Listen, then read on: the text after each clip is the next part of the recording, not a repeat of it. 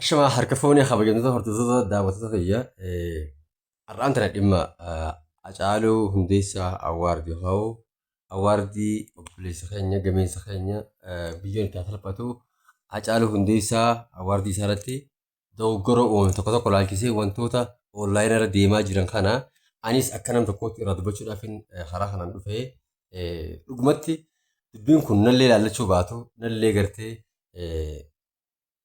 akeeku baatu garuu akka nama tokkoottis akka walisaa tokkoottis akka gartee ilma namaa tokkoottis wanta akka gulaaltu yaada si mul'ate haayoon dirqama waan ta'eef anis yaada kan isiniif haayoo barbaade viidiyoo hojjechuu godhaa wal biraan gayaadha. Wanni jechuu barbaade dhiyeenya kana niin agara dhimma gartee Awwaardii Hacaaluu irratti Andu'aalam Gosaa badhaafamee dhugaadha. Sijjammar Andu'aalam Gosaa dogoggora ni qaba. Dhimmi isaa seeraa wajjin ni kikki qaba yookaan wabiidhaan bahee malee ammas qulqullaa'ee waan bahee miti. Dhimma gartee qananii isaatu ajjeesee inni ajjeesnee Allahu alam qabee ofaaliq garuu mallattooleen tokko tokko akka akeekanitti dhawaa takka takka gizee gartee harkaan waanuma isa nama jechisiisu jechuudha. Haa ta'u osoon qulqulleeffatin maa itti kannitanii haja'uus dhugaadha. Ilmi namaa kan dogoggorre hin jiru waan kana horeetu godhee horeetu laalee isaan malamoo isaan hin maluu laalanitti kanan jechuudha. Jarri halaalee akkana fakkaatutti dhimma artiiti. Artii laalee malee gatee yakka isaan laallee akka artiitti waan bareedaa hojjete waggaa kanaaf isaan malti jechuudhaan lafa kaayamte duuba akka badiitti hoo isaan bar mana murtiitii miti bar isaanis ilma namaati balleessanii uummanni kun hin balleessine waggoota afuriif deemu jira ganaa waggoota meeqaan ta'eef akka deemuuf karoorfamee ta'u jira duuba namoota akkana carraaqu jiru kana yoo arruma lafaa kaatanii arrabaan dura baatan yoo arruma lafaa kaatanii qeeqaan dura baatan yoo arruma lafaa kaatanii hamilee qabsuun dura baatan akkami jijjiirama jara keenya namni kun akkami waan kanatti fufsiisuu danda'a. Okay. Ati bar arraba harkaa qabda malee waan biraa harkaa qabdu bar. Waa hunda adeemsi jiru isaanii akka nama tokkootti yaada kennuuf ni danda'ama. Kana jettanii koomentii jalatti yaada barreeffachuun ni danda'ama. Garuu arrabsuun viidiyoo irratti hojjechuun viidiyoo irratti dalaganii arrabsuun shem. Saniifuu waliin jechuu barbaade gabaabatti Andu'aalamis fudhachuunsaa dhugaadha dogoggora ture akka nama tokkootti dhiiga ilma namaatu dhimamee dogoggora ture haa jennu. Yaada isin kan ta'e irraa ka'uudhaan boordiin awwaardichaa duraanuu parsantiin hangi tokko kan hawaasaati parsantiin hangi tokko immoo kan ogeessaati jedhamee ture.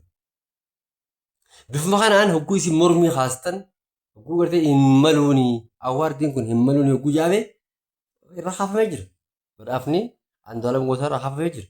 Akkan kana meeftee jira. Haa osoo hin dhagahin tafii qofa laalee tafii qoftiidhaaf beekumsa qofaaf deebi'ee arraba ilaa amma akka turnaaf hafuuf jiru. Saniifuu waan hin barbaachifne waan hamilee nama cabsu waan duuba nama deebisu waan gartee akka waan takka hin tarkaanfanne si godhu osoo irraa qusannee jechuu barbaada warra keessaattis warra alaattis. Saniifuu viidiyoo isin dheeressuun barbaadu sheer godhaa wal biraan gayaadha. Andu'aalam Gosaa irraa awwaardiin fudhamee jira. Awwaardii kana ammas dhaabbanni warri qopheesse horiin qopheessite horii harkaa qabdu ammas amma gaa akkana fakkaatutti isaan sunis ilma namaati.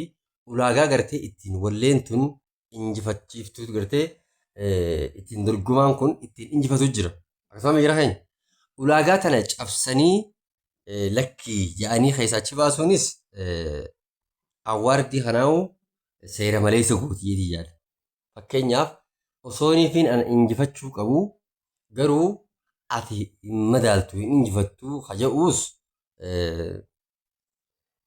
ulaagaa duraan jirtu sanirraa waan faalleessu na fakkaata. Haa ta'u garuu dhiiga qananii isaatu awwaale isaatu gartee Hacaaluu Hundeessaa kanatu awwaale. Kana maali jettanii agartee haadha wabiifaa homachaa jirtan onlaayinii haarraa hedduun agaraa akkasuma horee qindeessituu waan kanaallee homachaa turtan. Garii numaatu keessaas dabreeti waa arrabsa. Akka inni kun ni barbaachisaa nurraa hin barbaachisu. Arrabsuu osoo hin taane hara nagayaati itti himuu gaya ariitiin furdaan. Akkanam tokkotti arrabsuun daranuu waa balleessiti malee akka namni kun duba deebi'umaa godhu fayyadamu. Arrabsuun way balleessiti malee waan tolchitu hin qabdu jechuudha barbaadeeti. Saniifuu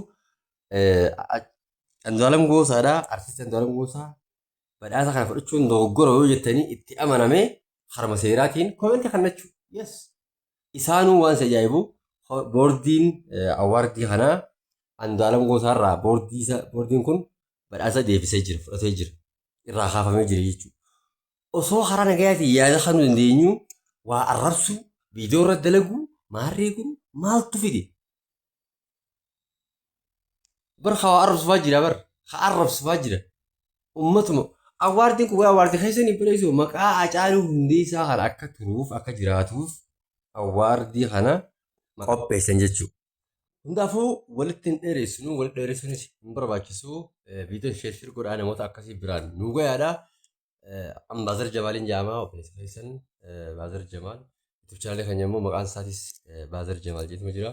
Karaa TikTokii, karaa Facebookaatiinis akkasuma karaa Telegiraamaa fi Instagraamaatiinis nu argachuu dandeessanii viidiyoowwan jajjabduu qubnagarii qaban yookaan viidiyoowwan jajjabduu dhugaa fi dhugaa qofarratti hundaa'an qabanneetti isiniif as baana.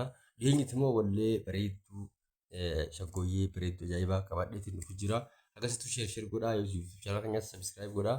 Karaa Facebookaa fi karaa YouTubeetis akkasuma follow nu godhadhaa isiniif barbaada. Wassalamu alaikum warahmatullahi wabarakatuh.